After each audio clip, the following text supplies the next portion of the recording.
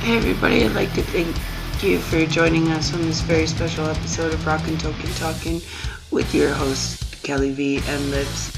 Of course, we have so many great people for you today on the panel. You're really going to love this one. So grab a joint, grab a beer, grab a glass of wine, a cup of coffee, whatever it is you need to sit back and just chill and enjoy a great interview with us at ROCKn TALKn. Thank you so much to my sponsor Robert Vines with Rip Vines Records, and also Pyre Driver Records as always with Roy Stegman is the man behind my episodes. So thank you everybody for also liking, supporting, and sharing and spreading this show as far as we can. I hope you enjoy the interview. Kelly V.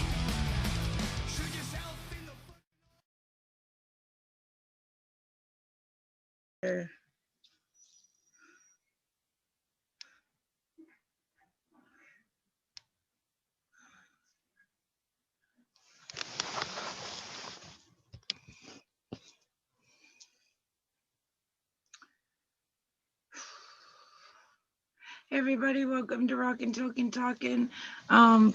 Friday's edition. 2 people are here already. Let's see who it is. Dalton and Tony Forsyth. Hello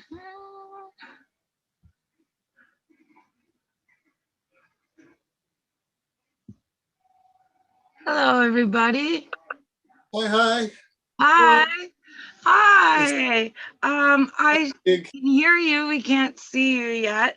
It usually takes a couple minutes for everybody to get in and get on. So okay, Bruce. I think at the bottom left there should be a button that allows you to add your video. Switch to gallery view. Start video. Let's have a little look. That should work. There we go. Okay. How are you? Pretty good. I'm good. Very nice to see you. Hi. Hi. And I think there's, how many people are in the room right now? 4 people. Okay, hold on. I have to, admit them. So we're going to be waiting on Lips and my other co-host. But why don't you guys introduce yourself to the start and tell us what band you're from. Let's start with that. Okay. Who's going to go first? Go right ahead. You start. Okay, I'll start. My name's Tony Forsyth.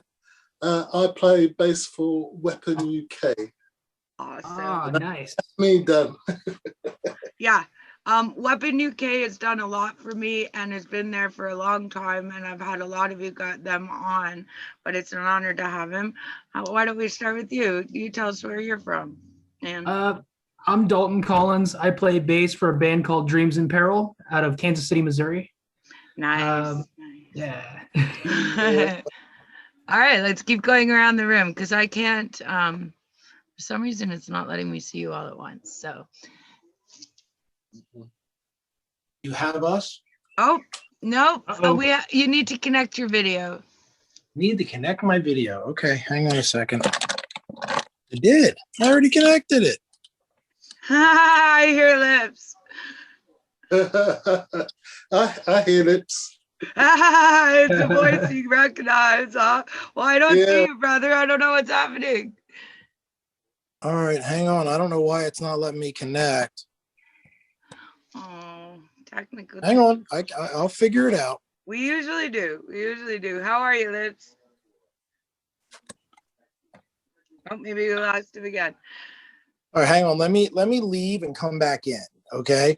All right, we'll try that. Give me like 2 seconds, and what I'll do is I think I have to come back in through like the proper portal or something because I don't know.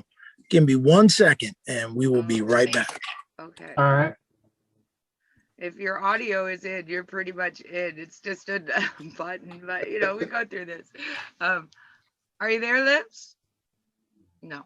Okay. Well, that's okay. We'll just start. So how are things in the world where you guys are at right now? Are things open where you are, Tony? It's starting to open up a bit. It's been a bit of a nightmare. I suffer from type 2 diabetes, so I have to behave myself quite strictly. So there hasn't been too much going out, only when I have to.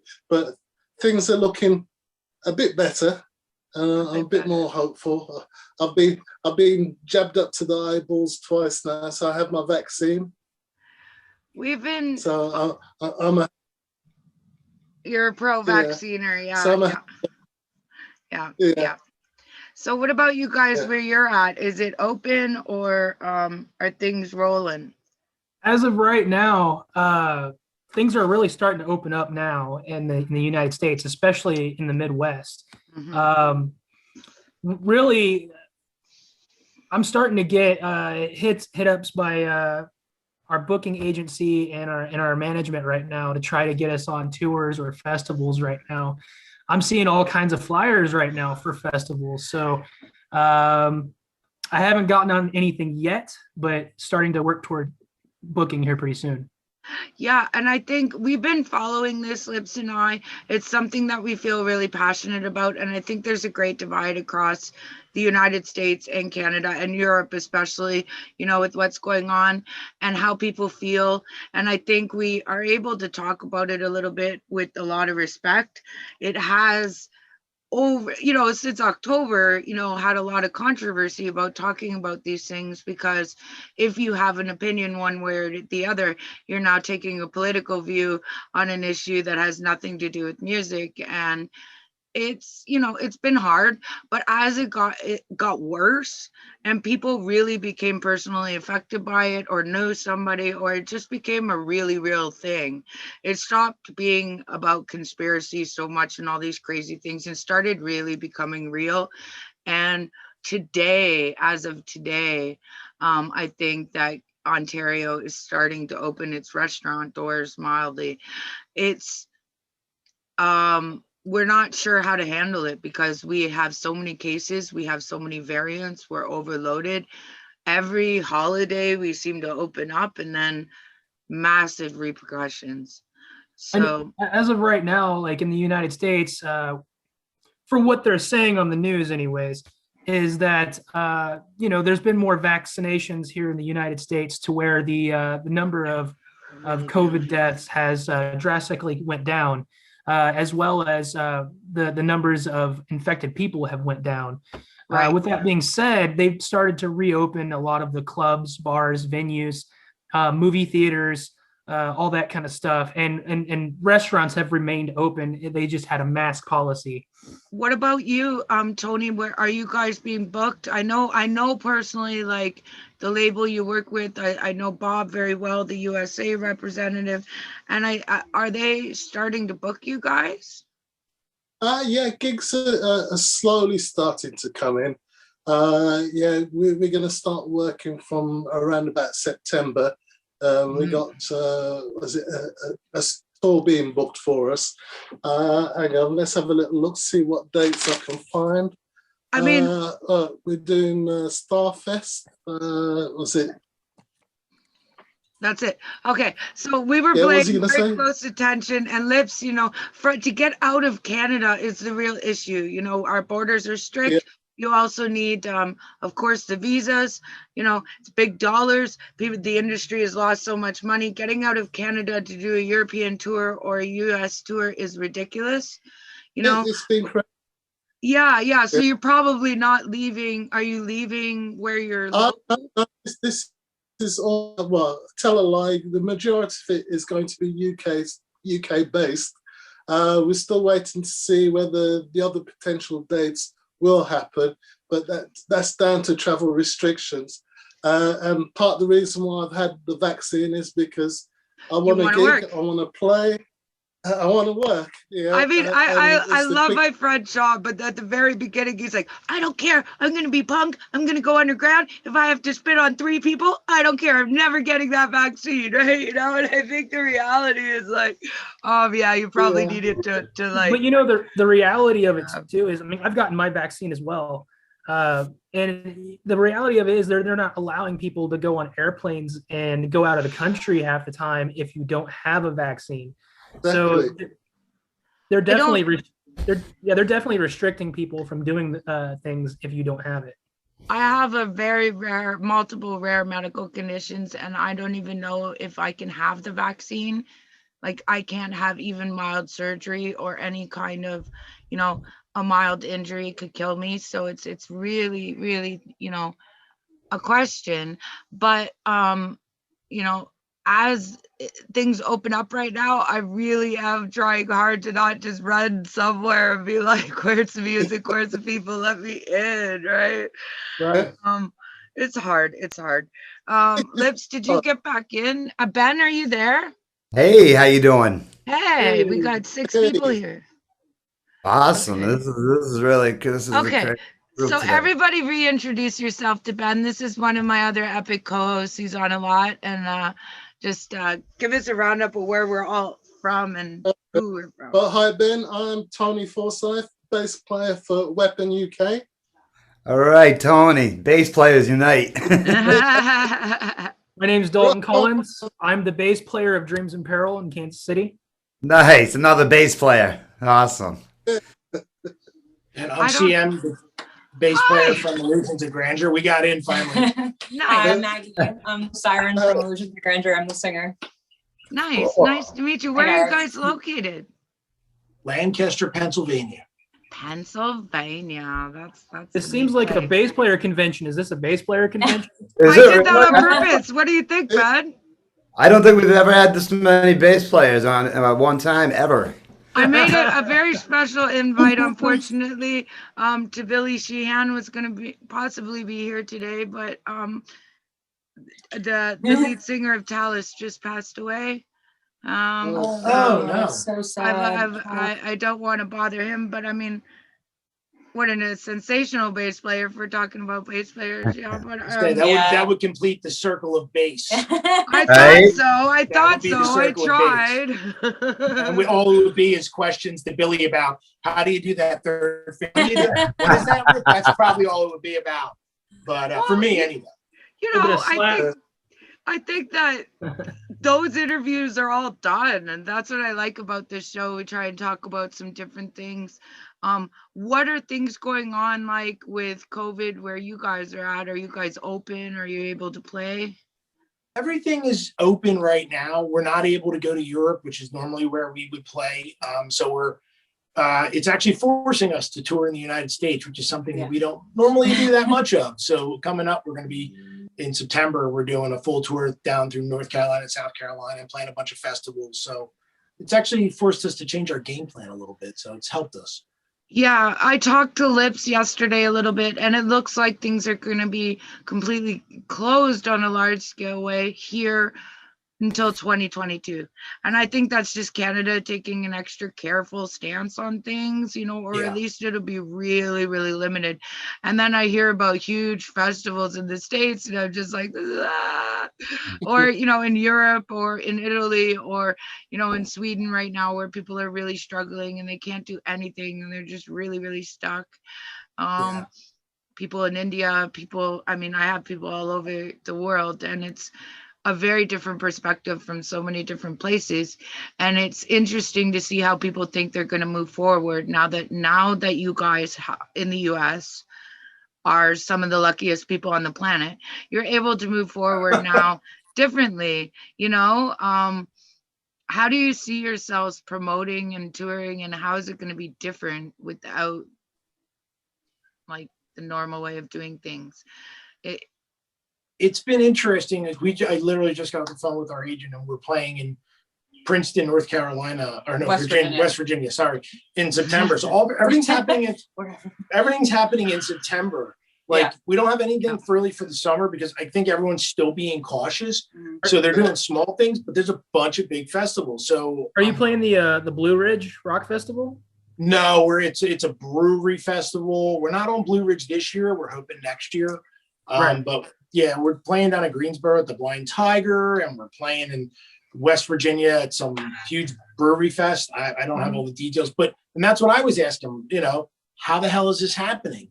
And it's kind of step away for a minute. Excuse me for a second. Yeah, they're being cautious. Well, I think they're being cautious over the next couple of months and seeing how things go. But as it is, all the plans for all the festivals in September and October are on. So it's weird. I was knock on wood.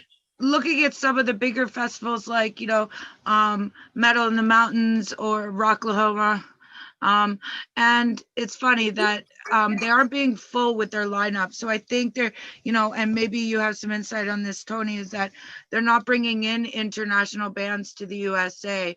They'll be doing full lineups of USA bands that they already have, right? The international thing is a complete mess. So some of the bigger bands I know are saying that their agencies would honor, their bookings and their spots. It's more a matter of will the airlines, and that's where the money is, right? They have honored it for a year and then another year, and then are they going to honor it for next year? And when you're talking about sending an entire band plus their people plus their equipment all the way to another country, that is a lot of dollars on a label, which is falling apart. So I think we got some neat ideas.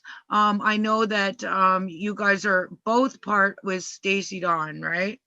Yes. Yeah, we work with her. Yeah. Okay, so this is another part of the international club, and I think, Ben, maybe you can see how it's growing.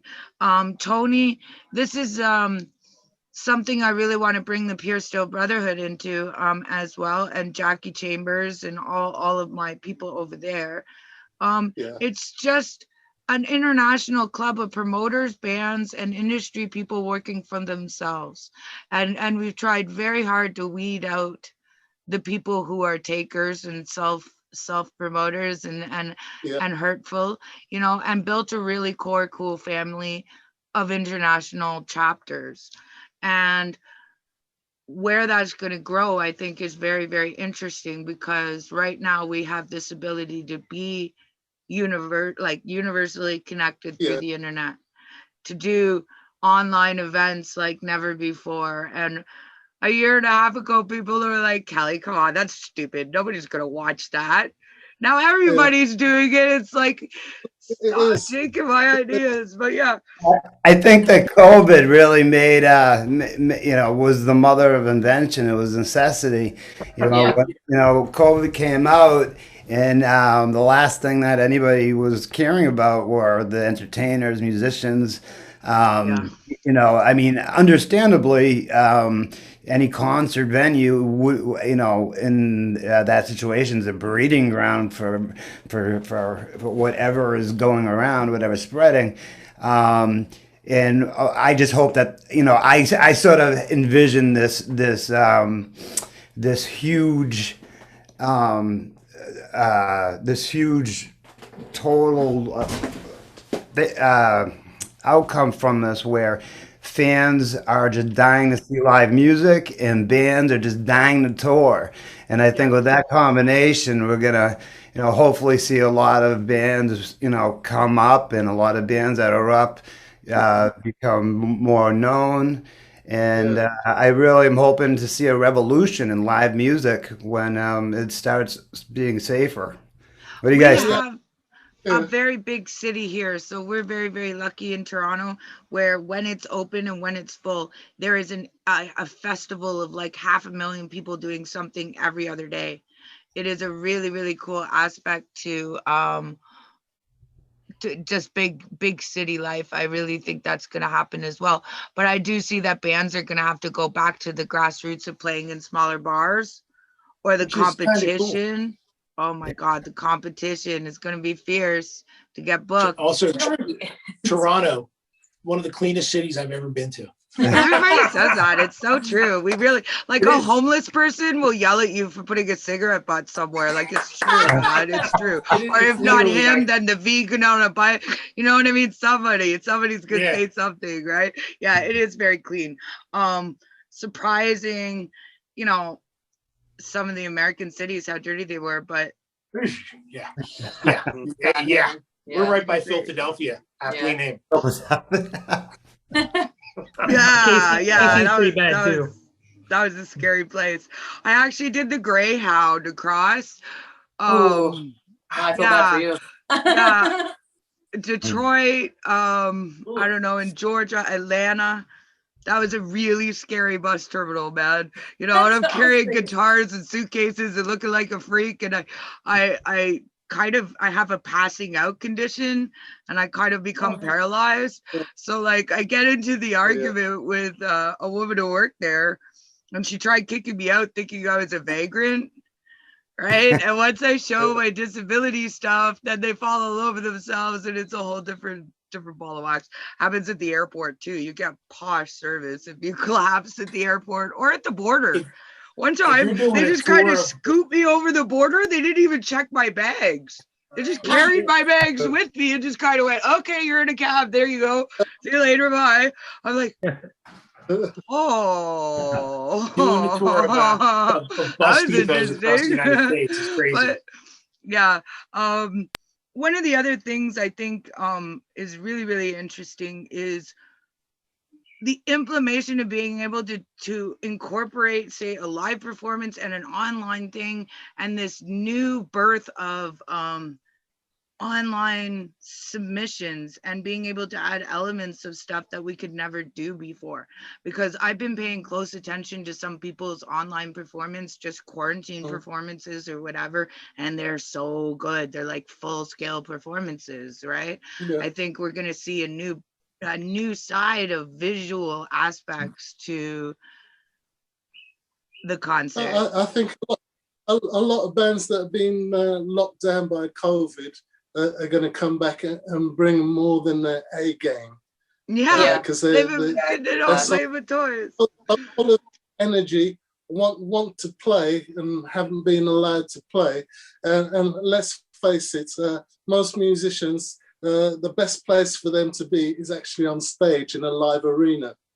Yeah, and I'm really trying to put some events together through this club and getting into the arena, and I can do some pretty special things with with my pool. And how would you say, do you have any advice for bands to make that jump from bar to arena? Keep at it. Keep at it. That's the truth. Just keep playing. Pure hard work, and you play every gig as if it's going to be your last one. No. I say that to myself every time I get on stage. I'm going to sing like it's the last time I was ever going to sing. That's how it always should be, whether there's 2 people in the room or 2 million. Exactly. You are very lucky though, Tony. I know Weapon UK very well, and their very first kind of big event, they happened to have Lemmy sitting in the audience, and we did an awesome interview on how that happened with Danny and Jeff. But you guys kind of did it backwards. It's like you started out, you go on tour with Motorhead, and then you come back, and now you're doing small clubs and starting. It's like you did it all backwards. Well, they say it's the circle of life. So we've done all the big stuff. We've done all the toilets, and now it's the time to go back to the arenas. It's coming. It's coming. Yeah.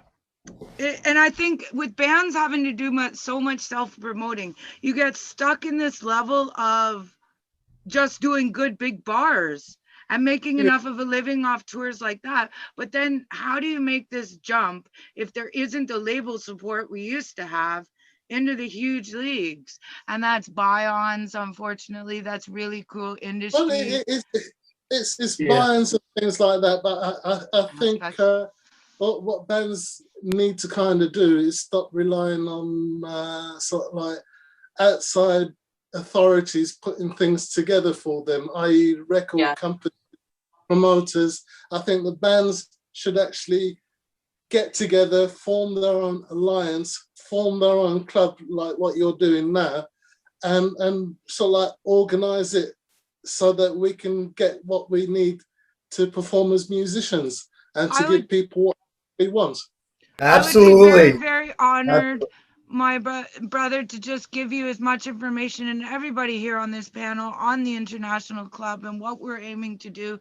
And if you would like to maybe work with Jackie or do something over there, and we'll love to have your involvement, because that's exactly what I think it is. We need to also use promoters and labels to produce music, but we need to do it in better ways. We need to not do it in the same old ways, and we need to do it better than we've ever done it before, and we need to do it as a communal, non-competitive thing, and I think we'll get a lot better results. I think I think bands would have better results. A lot of bands live off merchandising. So if all the bands put together and go to one company, that's going to be a massive order for that one company, and the bands can actually negotiate a decent price so that they can actually make a living. That's just one suggestion. That is something I'm bringing to the club as well as an international merch source and merch. I'm designing a lot of stuff. I'm just actually doing a little bit too much right now. So we're going to spread out the work and spread out the love, but there's a lot of promoters and a lot of bands, and everybody's itching to work, and everybody's equally as talented. I think it's just the level of promotion and maybe being stuck in a smaller town or stuck from somewhere, just to get out there is what needs to happen, right? And get out. Well, it needs to happen. Everything starts off small. I mean, if you look at Glastonbury, for example, that was just some guys playing in the field. And year after year, it kind of grew, and now it's turned into this thing that everybody pays homage to. Okay, here's a funny thing. A friend of mine from high school was very wealthy, and his parents bought him a house, and he started having birthday parties, and they got too big for the house. So he started renting an airfield. Then the airfield got too small, and he started renting campgrounds. And then they were very, very successful every year as multiple stage parties with bands. It was just crazy, like Ohm Festival or these great big hippie festivals. He actually had them in the same location, just a different week. And then all the people got old, had kids, don't really want to do 3-day camp out parties anymore because we're older, their backs hurt and all this. But I still think they need to come back, and they need to happen. And I think we need to make more of them.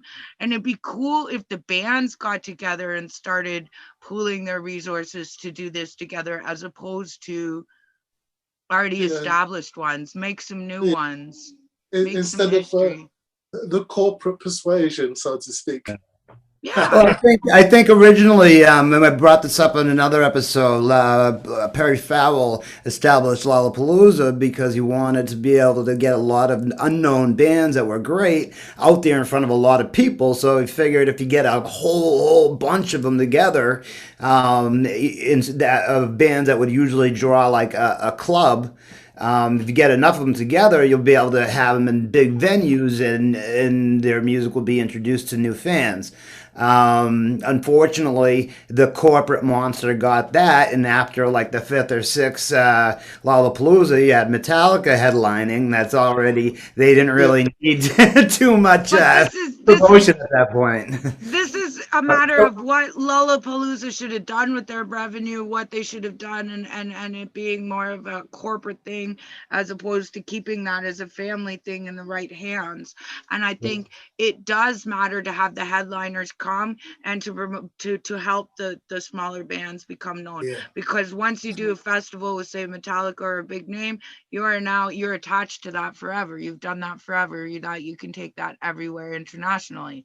So I think the 1 big or 5 big names under 100 would really help, right? I don't think that's kind of selling out, but I think the intention was to help the small bands, and then some people would see it that way, maybe. But like me, we're pretty lucky. We play a small festival in Whitney, Oxfordshire, in England, and it's the town puts it on. It's called the Whitney Music Festival, and what they do is they actually get a brewery in town to sponsor it, and they get all the local bands. They bring us in from America, and they get different acts to play, but it's like the town puts on the festival. And it's the most amazing thing, and it's kind of all underground. And we were lucky enough to kind of tap into that and be able to go there for a couple of years in a row. Of course, it didn't happen last year.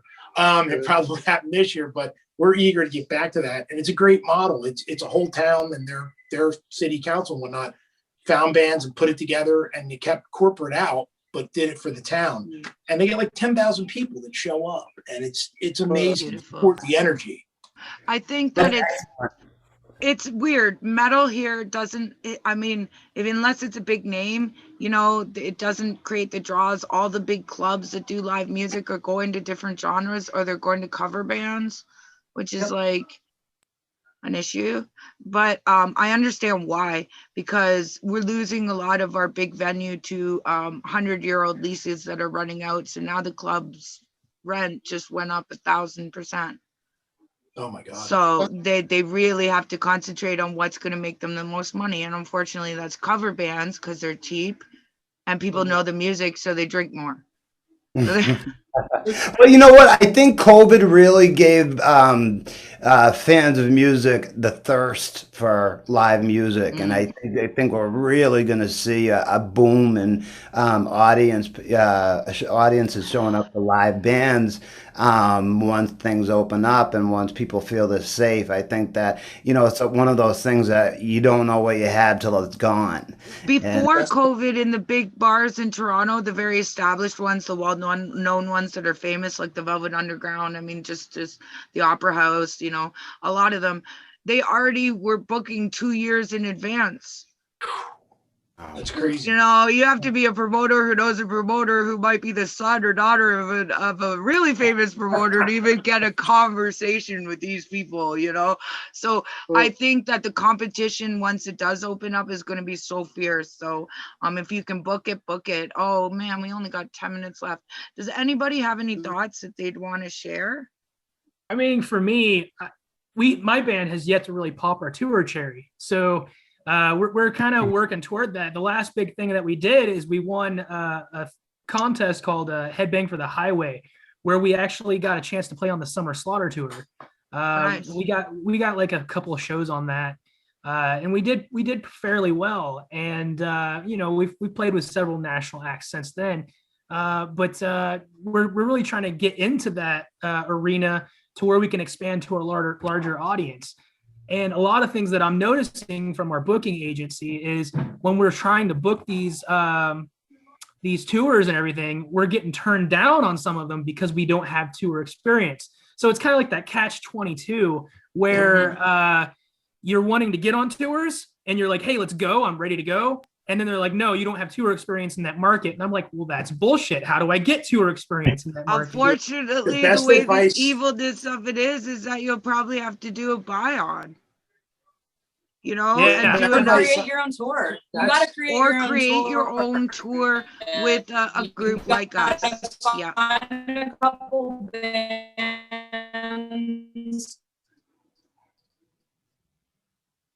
Connect with a few. You went to Ukraine. You're like, why would you go to the Ukraine? Because no one goes there. They were so thirsty for entertainment. We booked like 20 shows and went. And the kind of buy-on for you guys. I mean, yeah, and but then you're dealing with international. You guys should be like the ambassador for what a nightmare, international visas, and things like that, and the legal repercussions, like if somebody like Lips was to go down to Detroit and just do work, like he could never go back to the US if he gets caught for that, ever. So it gets really expensive, and I think that if you can do it and go as far as you can and do something like that, that would definitely be a resume builder for sure, something cool to, Oh, we got this leg. When you're little secret, when you don't really need all the visas. That's smart. That's a really smart idea.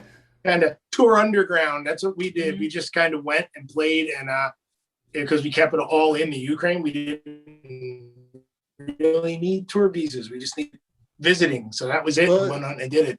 And it's kind of the same thing we did when we went to England. But you are absolutely correct. If you're doing a European tour and you're going to multiple countries, the visas and oh my God, the expenses are crazy.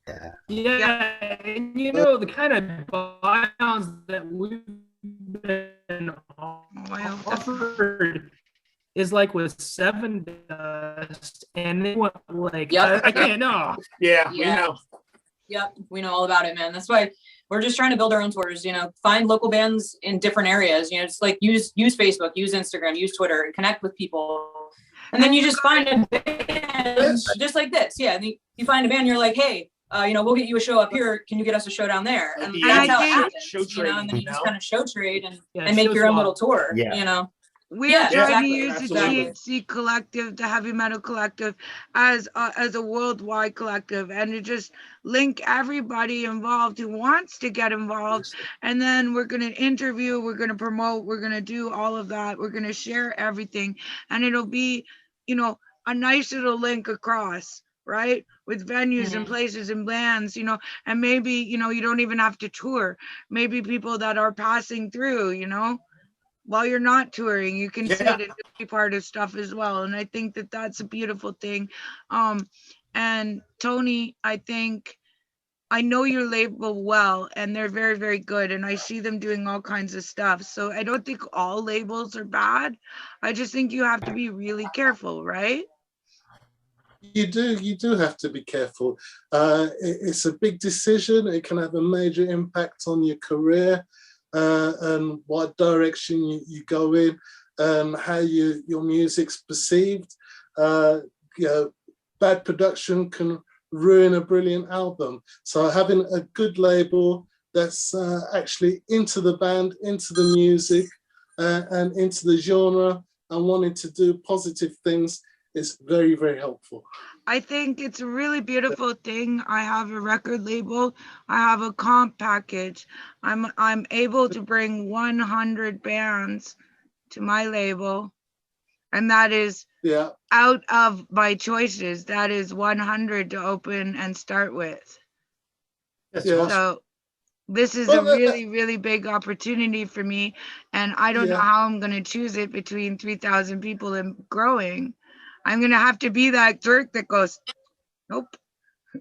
Well, just be grateful that you have that many people and that have that many submissions. And I just wanted to tell everybody here, though, I'm in Boston. If you guys are coming through the area, my information is open to all of you. I think if musicians unite, like you guys were saying earlier, everybody basically was saying the theme of this pretty much is musicians get together. There's a lot more we can do than if we're all sort of serving the big companies and answering to their, to the masters there. So I'm glad I met you all, and I hope we stay in touch. I hope you guys come back. It also doesn't look like there's a Boston or a Massachusetts chapter right now. So if you would like and are interested in becoming and heading that, then that is an honor I'd like to give you, Ben, and to the whole band, actually. We've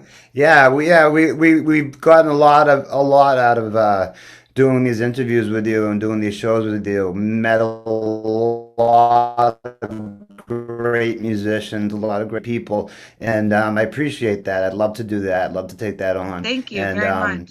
Definitely networking is what it's all about, and you give a great platform to do that. Thank you. Yeah, that's what it's all about. That's what it's all about. So everybody just, you're all more than welcome to be on every version of our shows and to just get your name out and met to all the people around. I'm really happy that you joined us today, Tony. I know that you were a bit shy. I don't know what happened to Lips. He was here for about 30 seconds. So I do apologize for that. So we'll try again on Sunday if you guys like, and we'll invite him back. Yeah, sounds good. All right. Thank you so much. And just thank you so much, guys. Thanks, guys. Let's make sure we all trade information at some point. Yeah, definitely. Absolutely. That's what Maybe it's all we could about. make like a Facebook, like a group chat or something. There you go. There you go. Have Kelly put you guys all on it. We have one from all the people who do the show, so you guys should definitely all get on. Kelly, And on my Facebook, just send me a link, please. drop your music on my page, like just either tag me or just drop it right on it so I don't have to, just keep endlessly posting stuff. I have a little bit of So you don't have to hunt us down. You got it. yeah.